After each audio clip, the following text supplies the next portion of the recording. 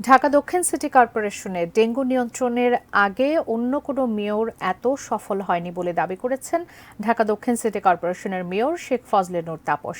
দায়িত্ব গ্রহণের 4 বছর পূর্তি উপলক্ষে ডিএসসিসির নগর ভবনে এক সংবাদ সম্মেলনে এই দাবি করেন তিনি।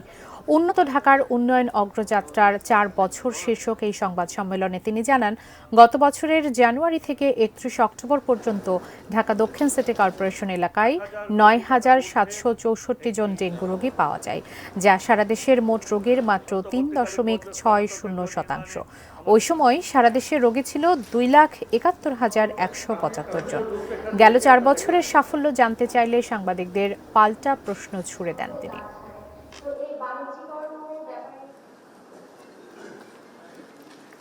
১,০৫০ জন জনবল দরকার, সেই ১,০৫০ জন জনবল আমার আছে, রয়েছে, নিয়োজিত করেছি।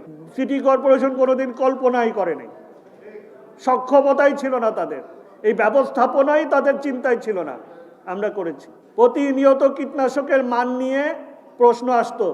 আজকে তো কেউ আপনারা কীটনাশক নিয়ে এই দীর্ঘ 4 বছরের মান নিয়ে কোনো প্রশ্ন করেন নাই।